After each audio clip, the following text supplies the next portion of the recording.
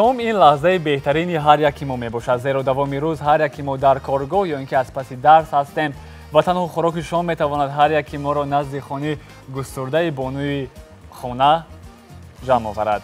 بله، سلام و شام بخیر دوستان عزیز. پیشنهاد شماست نشر نوبتی شو برنامه شام شهنواز. چون هر وقت با شما هستیم من ماهیره امان و همکارم مصرف امان شایف. ماهیره عجیب آن است که کیها هستن میمونون امشبه برنامه شام شهنواز؟ در برنامه امروزه ما دعوت نمودیم دو هنرمندی با استعداد و موفق، دو هنرمندی که همگان میشناسند و دوستش میدارند، دو هنرمندی برادر و خواهر، نگاره خالوه اینچونی سروش خالوه. دوستان عزیز کفکوبی های شما پیشواز میگیریم. مرحمت.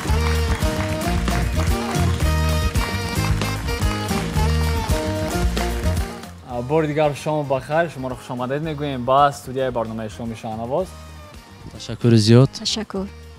خوش، چطوری که میدونیم هنرمندان دویما از پای ایجاد هستند، از پای نوگانی ها هستند. خوش، امروزها با چیکار ها بند هستید شما همچون یک هنرمندانی جوانی استراد کشور؟ همیشه از پای ایجاد هستیم. ایجاد سرودهای نو. بله، چون که ما میخواهیم یک کنسرت با همراهی نگاره جان پیشکش مخلصان گردونیم و پاکیزه تیاری برای کنسرت. الکی روز ماهش را نیخاره میکنه؟ راستی گپ معلوم کردگی هستیم، لیک حاضر گفتن نمیتوانیم روزش رو. بگذار سورپریز شود برای کلی مخلصان شما. همین طور؟ بله. خوش، سروش قریب همه روزه بند هستید و بیشتر وقت در شادی و خرسندی خلق تاجیکستان قرار دارید. میخواستم بدونم اگر این شب در برنامه شام شهنواز نمی آمدید وقتی خود را با کدام کارهای خود صرف میکنید؟ ورزش رو دوست میدارم. کدام نمودی ورزش؟ اسکا بازی فوتبال رو دوست میدارم.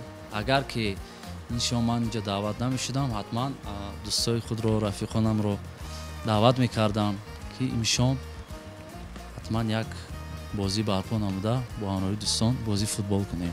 خوش، عجیب آن است که با سرایندگان فوتبال بازی میکنید یا اینکه با دوستان؟ بله، دوستان اونجا زیاد هستن، هنرمندان هستن، سرایندگان هستن، نوازندگان هستن. ما جمع میشیم هفته یک مرتبه یا دو مرتبه بازی فوتبال میکنیم. کی از در بین شما از همه فوتبال بازی بهتری؟ اگر از من خودم رو گویم باز میگه تعریف کرده است. نه تعریف ما باوری داریم که شمایید. اینجا قریب که همه نقص باز میکنم. فکر میکنم از شما از عهده دروازه‌بانی خوب با فکر میبرید. قد شما بلند است فکر میکنم. یعنی که نه؟ چرا نه؟ خود نگاره شما دخترچه‌تون رو به عهده کی گذاشته به برنامه ما آمدید؟ برای من خیلی جالب است. البته به عهده مادر جانم میگذارم و به عهده خشتمانم است و روزهایی که اگر روزی کاری باشد به باغچه میرود. باغچه میرود. بله. خیلی خوب. خوش، امیدوار هستم که برنامه امشب با حضور شما جالب و رنگارنگ میگذرد. فکر میکنم با کلی تماشابینان پسند، زیرا نگاره امشب با برنامه ما با یک سرود تازه ایجادی خود آمده است. فکر میکنم اولین مرتبه طریق تلویزیون شهنواز مخصوصا با برنامه خواسته ها این سرود برای کلی مردم تاجیکستان، آن افرادی که پیوسته تلویزیون شهنواز را تماشا میکنند پیشکش میگردد. همین طور؟ بله. خوش، سرود چی نام دارد؟ تا جوانی. تا جوانی. بله. چرا سرود را محض خودی حاضر پیشنهاد کردید؟ چون که چند ماه پیش روز جوانان بود. چون که سرود نو تیار شده. از کی است عموما آهنگ متنی کی است؟ متن آهنگ متن امیرجان صبوری است. استاد عزیز. صبوری سرنده افغان. بله. خیلی خوب. خوش گپ، چون که نگاره بانو زیاد آهنگای استاد رو دوست می‌دارن. شاه خالی. بله بله. از این سبب قریب که همه سرودهایش رو از یاد می‌داند. از همین خاطر تصمیم گرفته است که من از همین سرود رو بیشتر بهترین. من امیدوار هستم که این سرود برای کلی بینندگان و اون افرادی که در استودیوی ما امروز هستند امشب حسن اخترش پسند میاد. خوش، مرحمت، صحنه از آن شما گوش میکنید.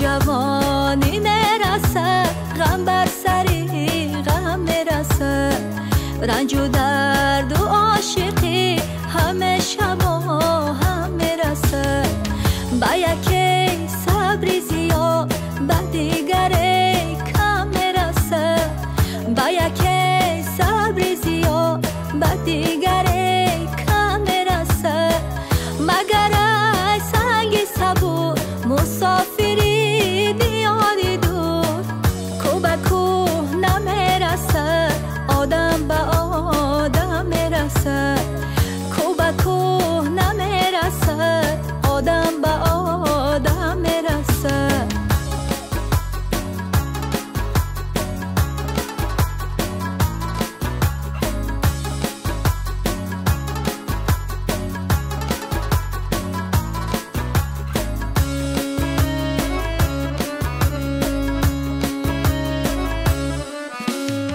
قصه ها گل میکند گل شاخه ها میشکند دل و دل خانه ما جدا جدا میشکند بال مرغی بخت ما روی هوا میشکند قصه ها گل میکند گل شاخه ها میشکند دل و دل خانه ما جدا جدا میشکنه بال مرغی بخت ما روی هوا میشکنه تا جوانی میرسه غم بر سری غم میرسه رنج و درد و عاشقی همه شبا هم میرسه با یکی صبری زیاد با دیگری کم میرسه با یکی صبری زیاد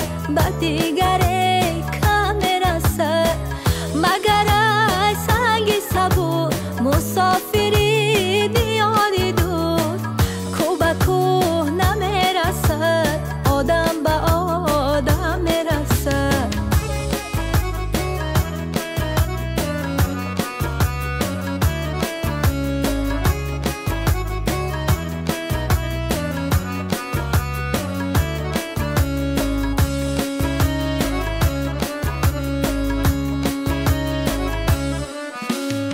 تا شب از خستگی غافل آگاه می شود هیلبانی غزلی با مصرفی ها می شود خیرمنی خاطره ها به زیر پا خار می شود صبری ما سر می رود بانگ اسیری می رسه فصل پیری می رسه بهانگی میرسه ناسبوری با بقای ناگزیری میرسه تا جوانی میرسه غم بر سری غم میرسه رنج و درد و عاشقی همه شبا هم میرسه با یکی صبری زیاد با دیگری کم میرسه مگر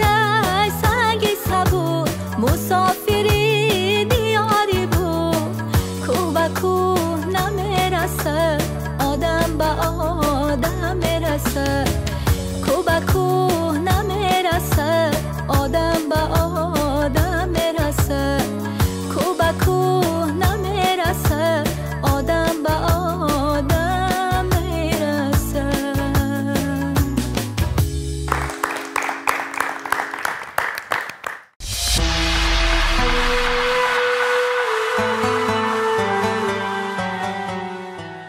دوستان عزیز ادامه دارد شو برنامه فرهنگی و فراغتی شام شاهنواز طریق تلویزیون شاهنواز و مهمانان امشب برنامه ما هستند دو هنرمند جوان نیگورا و سروش خالوف. فکر میکنم این حال بخش نخستین را آغاز میکنیم. بخش اولی برنامه ما نیز عنوان گرفته است پیدا کن. یعنی چی را پیدا میکنید در این بخش؟ ما برای شما یک چند آهنگ را پیشنهاد میکنیم. آهنگ های سرودها هستند. فکر میکنم نه اونقدر دشوار است. هر نفری که این سرودها رو چندی مرتبه گوش کرده است و در کجای گوش کرده بود زود پیدا میکند. آهنگ‌ها نیز گرفته شدند از گوناگونن؟ بله گوناگونن مایه هم از خارجی کشور سرودهای هم از داخلی کشور. فکر میکنم برای شما دشوار نیست. بخش به شما فهمه؟ بله خوش این حالا چیزا رو میخواستم پرسم بیشتر کدوم سرودها رو شما گوش میکنید خارجی یا که ملی روسیگا با من فرقی ندارد چی سرودی باشد چی آهنگ باشد دلنشین باشد من هم بهترین باشد گوش میکنم برای شما نیست بله پس این حال معلوم میگردد که تا کدام اندازه شما سرودها رو بیشتر گوش میکنید این حال از کارگردانی آواز خواهش کرده میشود که آهنگ نخستین رو برای ما پخش نمایید مرحمت گوش میکنید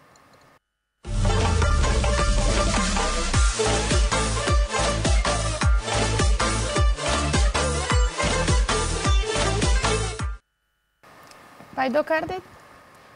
از دمیربک کی؟ دمیربک این سرود با فکرم از دمیربک اولیموف است بله بله نام سرود چی است؟ خوش واقعا جواب شما درست بود این دمیربک اولیموف نام سرود صدای پایه های تو مرحمت گوش میکنیم دوام سرود را سلام شیرینی تو کلامی رنگینی تو خیالی دیرینی تو نشسته در جانم فکر میکنم غولی بر اومده ما یافتیم این بها یعنی این خال رو تقسیم میکنیم به هر دویشان واقعا هم مرحمت گوش میکنیم آهنگ نوبتی رو فکر میکنم این رو نیز در کوتاه‌ترین وقت پیدا میکنیم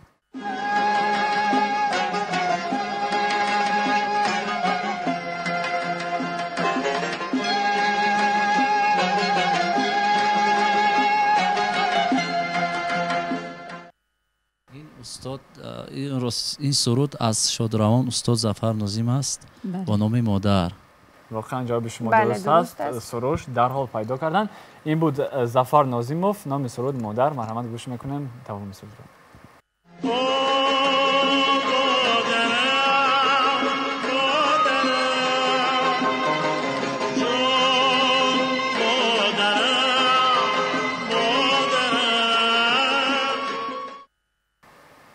عینی حال حساب دو و یک دو خال از سروش یک خال از نگاره مرحمت گوش میکنیم آهنگ نوبتی رو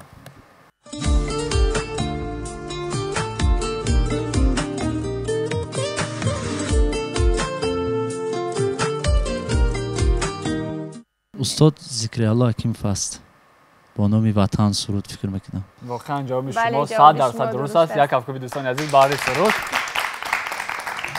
فکر میکنم دیده از نگاره سروش بیشتر گوش میکنه سرودها رو ما نگاره رو نیز میفهمیم زیرا در تربیت فرزند است فکر میکنم وقت نیز نیست که سرودها رو گوش کند به هر حال جواب شما درست است مرحمت گوش میکنیم دوامی سرود را دنیا دنیا دنیای دنیای بی وفاست دلها دلها دلهای دلهای پر جفاست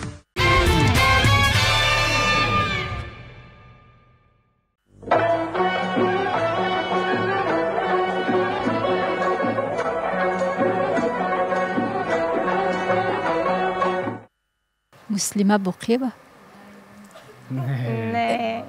نه نه فکر میکنم شما پیدا کرده سرایندگان این سرود استاد دانه بهرام و نقره رحمت و این خال از نام من به نگار بانو تحفه یک افکاری دوستان عزیز تشکر بهترین دیدن نگاره مخلصان شما نسبت از سروش زیادتر هستن البته یک کمک برای شما کردن تشکر زیاد خوش دوام به سرود را گوش میکنیم بعد میگذاریم با آهنگ دیگر لیلا لیلا لیلا از دستت با ویلا مجنون مجنون مجنون کردی مرا جگر خون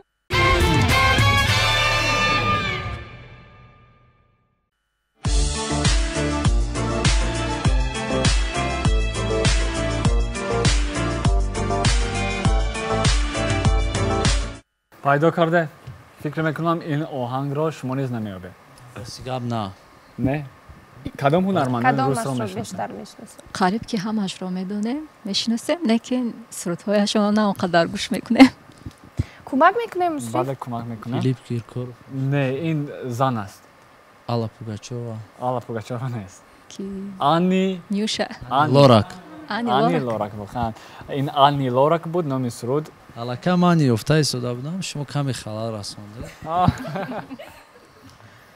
شما پیدا کرده کمی خلال رسونده شما آلا پوگاچووا گفته به هر حال ما جواب شما رو قبول میکنیم. این آنی لورا که مرحمت گوش میکنیم دوامی سرود را. Хочу я быть твоей любимой и просыпаться с тобой рядом. Может, характер мой ранимый, а может, ты влюбилась в правду.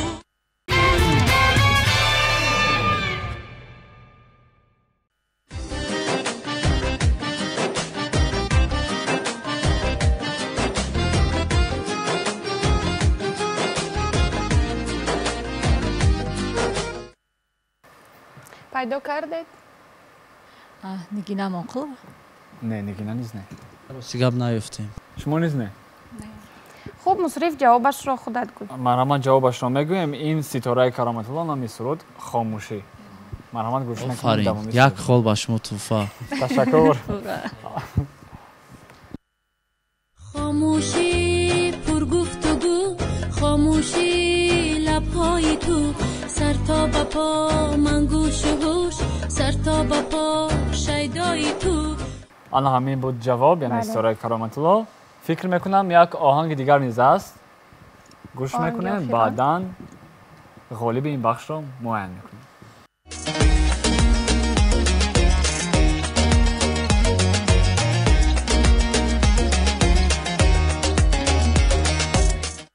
پیدا کرده؟ بله. کی است؟ ظفر عبدالعلیموف.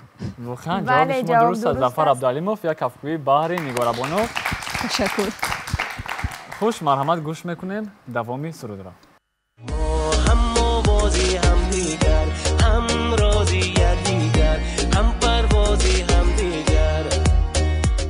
خوش بینندگان عزیز، در این بخش سروش غالب آمدند، یعنی صاحب 4 خال گشتند. شما را ما تبریک میگوییم. این کفگوی ها مخصوصا برای شما. فکر میکنم در بخش دیگر این کفگوی ها باز برای نگاره میشوند. دوستان عزیز، تا حال ادامه دارد شو برنامه فرهنگی و فراغت شما میشان نواز. این حال باشد سروش خالوف برای ما یک سرود را اجرا میکنم. پس از چند لحظه باز برمیگردیم با ما بمانید.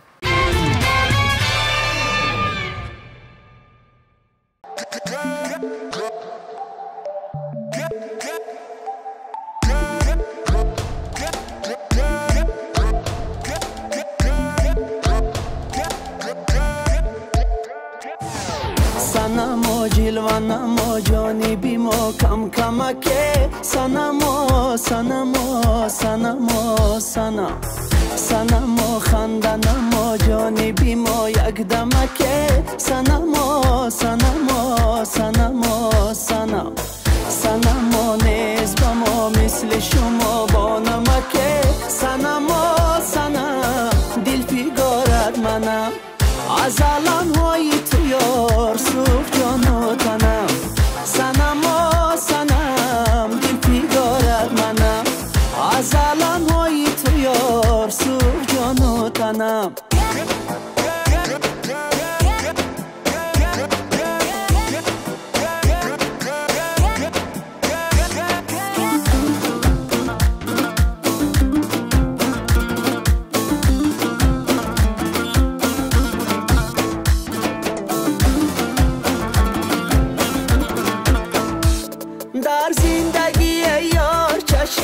غمی بسیار از هجری تو 100 بار کشیدم فقط آزار بیاش ترکنم یار بر حرمتی دیدار سنما سنم دل پیگارد منم از علم های تو یار سوخ جان و تنم سنما سنم دل پیگارد منم از علم های تو یار سوخ جان و تنم ای دختری ارغشتی زلفش شلچار محتابکی خندانه در شبی تار در پشتی سرش کاکل افتاده قطار دندانی صدف داره چشمانی خمار دامن گلی با دامه چادر گلی نار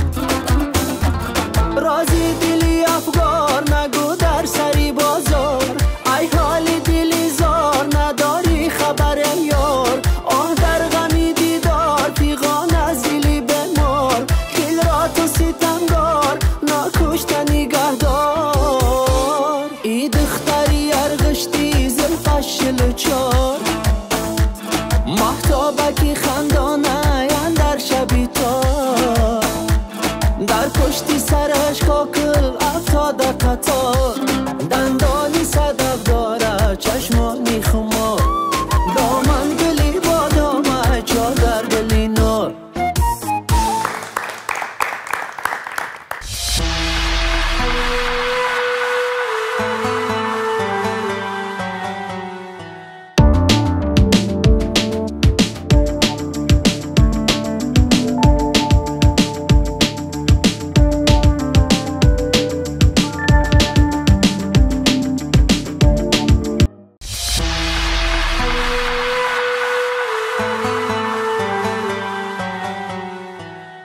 دوستانی عزیز، ادامه دارد برنامه فرهنگی و فراغتی شام شهنواز و در قسمت برنامه کمی ما صحبت میکنیم و مخلصان نیز میتوانند سوالهای خود را به این هنرمندان پیشکش سازند.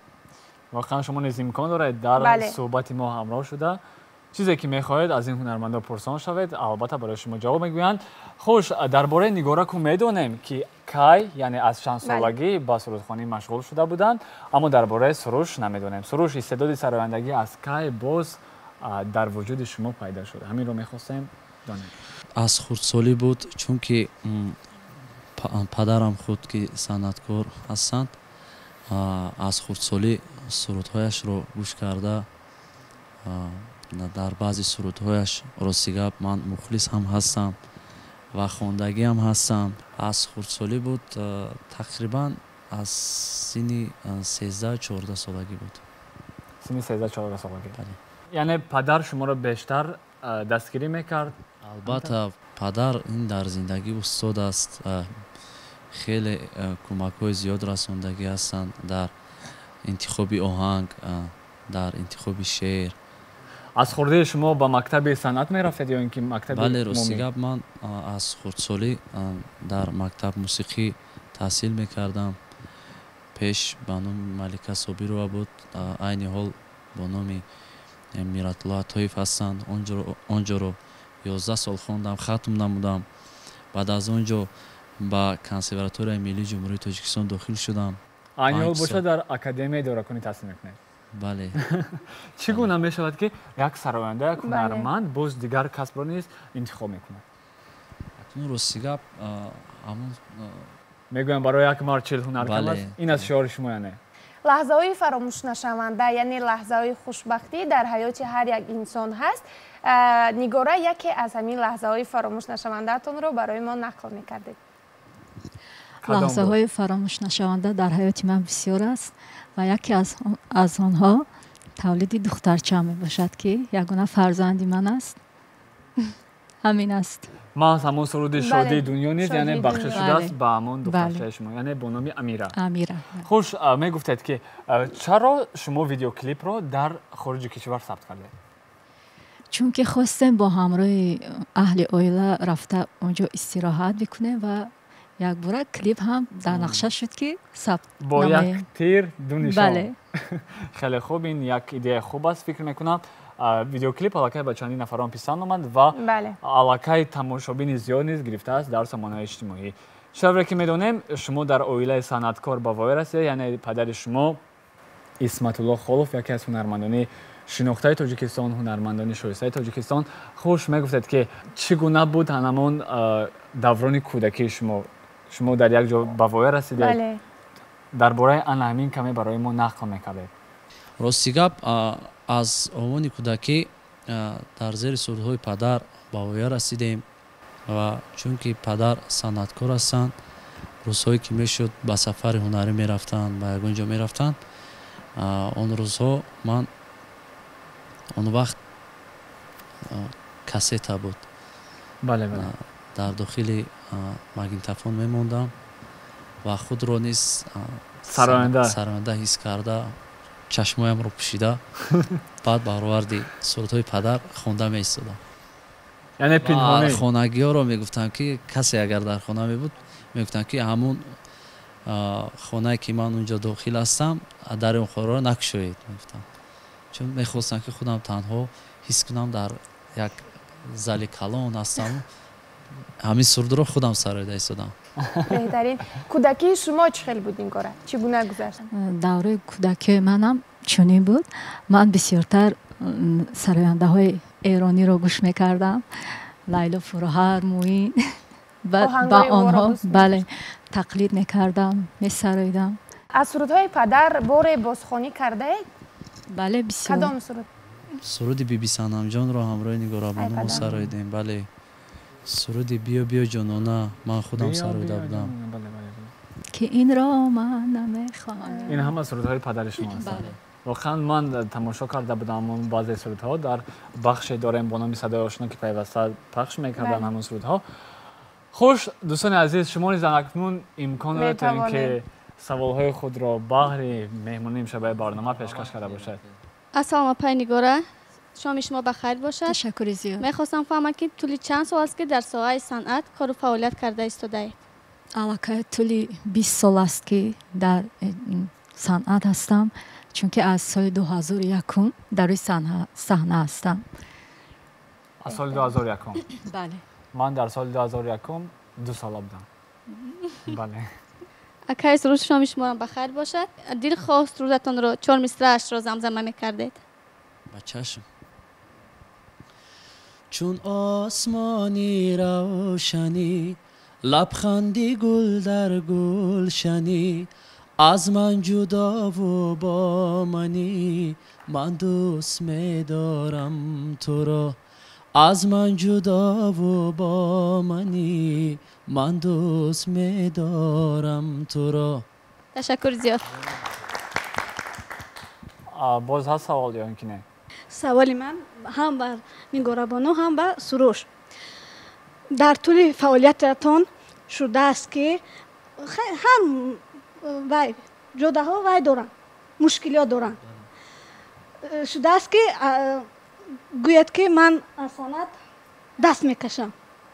باره شده است باره که شده شما است. چنین خلاصه برای کرده باشید. راستی گپ حالت‌های میشود که وقتی که در داخل استودیو هستی یا که در پای ایجادیات هستی میخوای که همین سرود رو کارکار کنی، بهترین کنی. لحظه‌ای میشود که همون چیزی میخواستگی تو نمیشود، عصبی میشوی. مثال اونجا یگان موسیقی رو یگان اسباب موسیقی رو داخل کردنی باشی، میبینی که همون اسباب با اون موسیقی توری نمیگیرد یا که کمی خطا کرده ایستادن یا که کار رنگ دیگر میگیرد. مثال یگان عصبی که اون وقت میشوی، البته اون وقت فکر میکنی که در کار نیست، لیکن بعد از چند لحظه چند ثانیه بعد اون که سرود تمام آماده میشود الکی فکرها باز عوض میشود. بله بعد از چند ثانیه بعد از چند لحظه بعد کمی اعصابها آرامتر میشود بعدا باز از خفای کار میشه. لیکن خیلی نشده است که گویم که من این کس رو دیگر نمیخونم، ترک صحنه میکنم. بله. نفری که صدقاً دوست دارد و نفری که در عائله صنعتکار است فکر میکنم دائما ادامه میدهد همین هنر رو، استعداد خویش را. سوال به هم نیگورا بانو و هم سروش، شما میخواهید که در آینده فرزندان شما هم مثل شما کسب شما رو دوام دهند؟ فکر نکردم، لیکن با من فرقی ندارد. اگر که خودش خواهش داشته باشد فرزنده، چرا نه؟ وظیفه ما درست تربیت کردن، تربیت فرزند و کدام کسب رو انتخاب کند و ما کوشش میکنیم که باز هم با فرزندان خود هم تربیت دهیم هم کمک رسانیم. تشکر. خوش انیال، یک سوال دیگر من دارم برای سروش. سروش چند پیش شما سروده رو با نام جان شیرین پیشکش کردید، همگان گوش میکنن، مخصوصا در هنگامی که در اتومبیل میشینی و که در دیگر جایی سرود پیوسته صدا میدهد. عجیب آن است که تمام سرودهای شما شوخ هستند و یک باره شما برگشتید به سرود جان شیرین، یعنی سرودی که مضمونش عاشقی است، مضمونش کمی از دیگر سرودهای شما فرق کننده است. سببش در چی است؟ این سرود رو راستی گپ سالهای پیش وقتی که من خردسال بودم پدرم میسراییدن و خیلی که من در اول گفتم با همین سرود من مخلص اشدی بودم و امروز چون که در نقشه بود دیگر سرودها بود، عین حال اکنون وقتی این سرود رسید ما این رو کار کردیم، این سرود جان شیرین رو پیشکش گردوندیم و فکر میکنم کمی هم باشد шунавандаи худро пайдо намуд. ташаккури зиёд ба кулли нишастагони ин толори шоми шаҳнавоз. саволи ман ба бародари азиз суруҷон гуфтанӣ ҳастам ки шумо ҳамчун сароянда чуноне ки ҳамагон мешиносем яъне овозхон бо вуҷуди ин аз уҳдаи навозиши кадом асбобҳои мусиқӣ баромада метавонед? ман аз хурдсолӣ низ ба навохтани асбоби фортепиано машғул будам ва хондам ва ҳамин асбоби мусиқиро ман менавозам. ҳатто дар як клипи Нигора низ шумо дар бале будан ин тар. хоҳиши худи ман буд дар сабти клип ба навохтани фортепиано ман онҷо иштирок кунам. Нигора, шумо низ метавонед аз уҳдаи навохтани ягон асбоби мусиқӣ бароед? рости гап на. то ҳол насанҷидаед? На. худро насанҷидаед? аммо кадом асбоби мусиқиро бештар дӯст медоред? бештар скрипкаро ва фикр мекунам духтарҳо қариб ҳама скрипкаро дӯст медоранд. бале. Нигора, мегуфтед ами либосҳои худро бештар аз кадом мағоза харидорӣ мекунед? Умуман мо духтарҳо мағозаи дӯстдоштаи худро дорем ва бештар аз ҳамон марказҳои савдо харидорӣ мекунем. Масалан, ман аз мағозаи Евастор харидорӣ мекунам. шумо чӣ?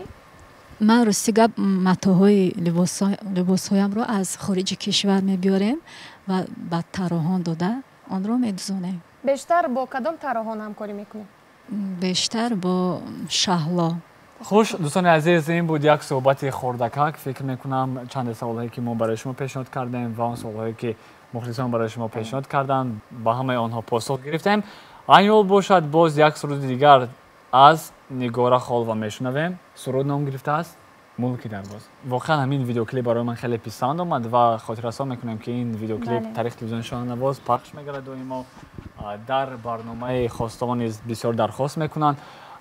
хуш, чанд муддат сарф шуд барои таҳия, барои сабти ҳамин видеоклип? мо бо ҳамроҳи суруҷҷон сару кор кардем барои ин клип. фикр мекунам як ҳафта. бале, рости гап вақте ки ин суруд омода шуд, дар ҳақиқатан мулки дарвоз табиатан бениҳоят ҷои зебо аст. тавсия медиҳем ки ба он ҷо равед, бубинед бо чашмҳои худ. шумо ҳам мухлисони азиз бубинед. бисёр табиати зебо дорад, ҳавои тоза. бисёр тасмим гирифтем ҳамроҳи Нигора Бону як рӯзро мо маслиҳат кардем ва чихеле ки мегӯянд клипмейкер азим ном дорад, мо бо он кас ҳамсӯҳбат шуда макони сабт интихоб намудему сафар кардем. мулки дарвоз дар Чорчаман. онҷо сафар намудем ва рафтем онҷо. моро низ хеле дар дараҷаи олӣ пешвоз гирифтан, қабул карданд. мо миннатдории худро ба кормандони ба роҳбарияти Чорчаман мерасонем ва хеле дастгириам карданд моро ва ин клипро онҷо мо сабт намудем. дар муддати як рӯз мо сабтро кардем. дар як рӯз бале, аз субҳ то шом. дар давоми як рӯз мо клипро анҷом додем ва бо ҳамроҳи Нигора Бону ва клипмейкер Азим ҳамсӯҳбат шудем ки кор ба анҷом расид, чӣ кор мекунем, ба роҳ мебароем. дем чӣ хел ин қадар роҳ омадем, ин табиати зебо, ин қадар ҷои зебо. як рӯз дига ҳаминҷа меистем, истироҳат мекунем, аз ин ҳавои тоза истифода мебарем, баъдан сафар мекунем ба Душанбе. фикр мекунам аллакай ҳамаи мухлисон аз таҳияи ин клип яъне воқиф шуданд. айёл бошад гӯш мекунем сурудро ба пуррагӣ. марҳамат.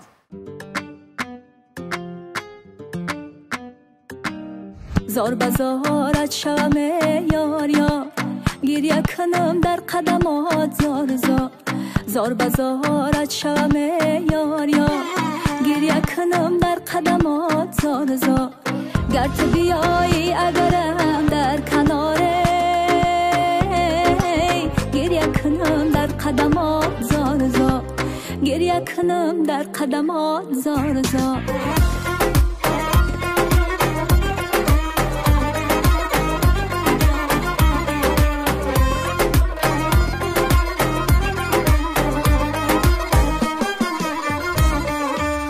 عاشقی زبا زباتر شود کی بیایی آه دلکم تر شود عاشقی زبا زباتر شود کی بیایی آه دلکم تر شود دیدنی دیدار میسر شود خانه ای اقبال منور شود دیدنی دیدار میسر شود خانه ای اقبال منور شود زار بزارت شوم یار یار گریه کنم در قدمات زار زار گر تو بیایی اگرم در کناره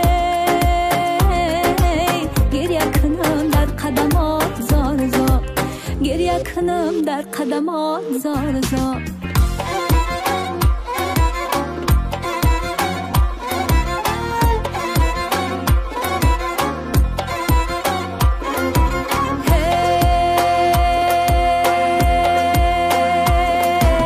ملکی درواز عجب جایی تماشا داره یاری دروازی عجب ناز خیالا داره ملکی درواز عجب جایی تماشا داره یاری دروازی عجب ناز خیالا داره درواز روی بیرو چیز با وطنه بالاتری درواز وطن یاری منه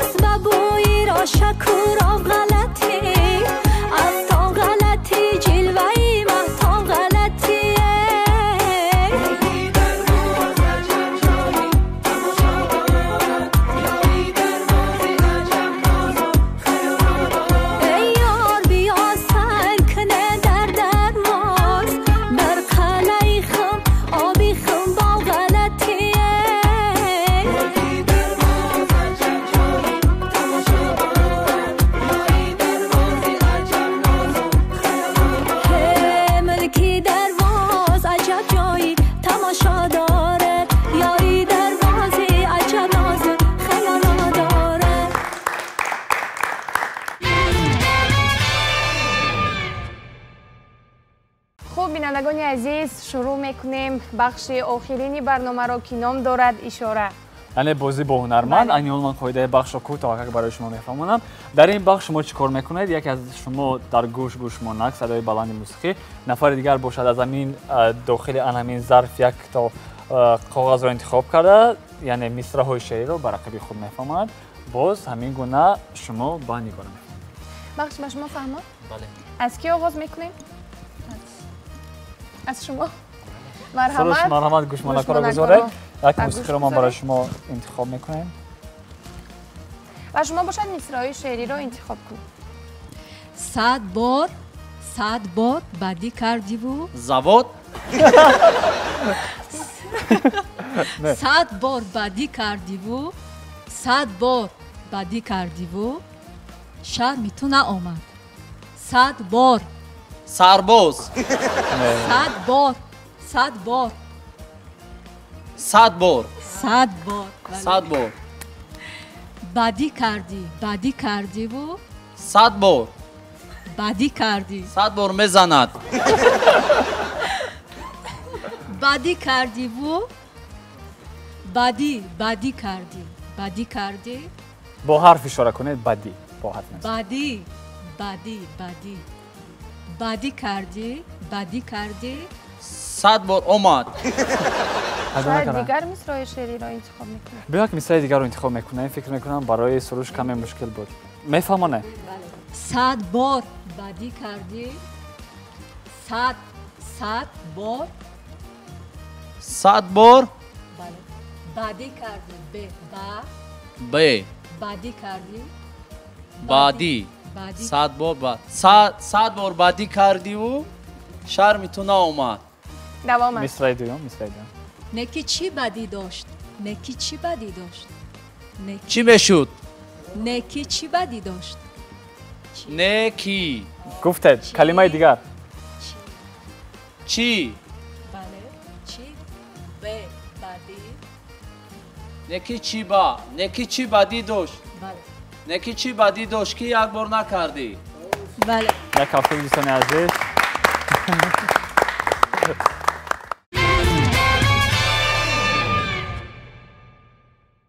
زنگ میزنی زنگ میزنی زنگ بیزن زنگ میزنی نه زنگ میزنی زنگ میزنی پیشی هر کس پ ب پیشی پیشی هر کس ها خ پیشی همه هر کس پیشی هر کس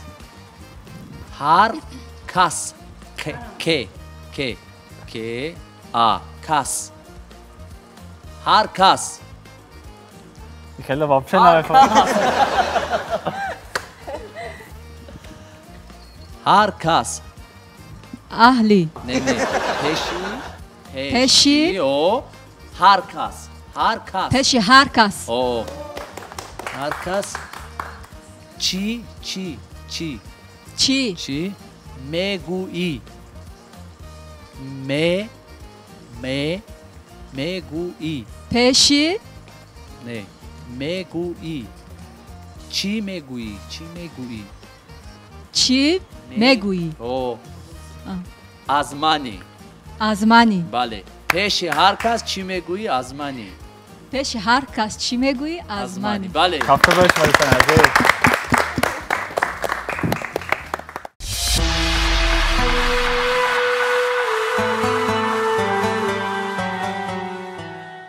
دوستان عزیز دوستان عزیز آهسته برنامه امشب شام شاهنواز نیز به انجام یعنی به پایان میرسد و در آخر برنامه میخواستم تاثیرات شما را اویدی برنامه امشب خود دانسته باشه.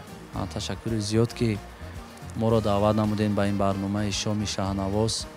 راستی گپ این برنامه رو من زیاد تماشا کردگی هستم و خیلی پسندم آمده بود و امروز دعوت نموده شما باز هم باشد با دیدار مخلصان از نزدیک. امکانیت شد که شما مخلصان خود را از نزدیک دیدید؟ بله باز هم یک امکانیت شد که مخلصان خود را از نزدیک دیدیم و فکر میکنم که برنامه خیلی جالب آمد. در آینده میخوام که باز هم چنین برنامه ها زیادتر باشد و ما استراحت نموده تماشا بکنیم. خیلی خوب. تشکر به شما نیز تشکری زیاد که با برنامه ما آمده اشتراک کردید. تشکر. سلامت و سربلند باشید. دوستان عزیز سال چند از او پیشنهاد شما بود شو برنامه فرهنگی و فراغتی شام شاهنواز با شما بودیم من مصطفی امانشایف و همکارم ماهیر امان و برای همه شما توصیه می‌دهیم که با تلویزیون شاهنواز دائما بمانید زیرا بهترین ویدیو کلیپ ها این سرودها محض از این شبکه برای شما پیشکش می‌گردد. تا برنامه‌های دیگر خیر خوش باشید.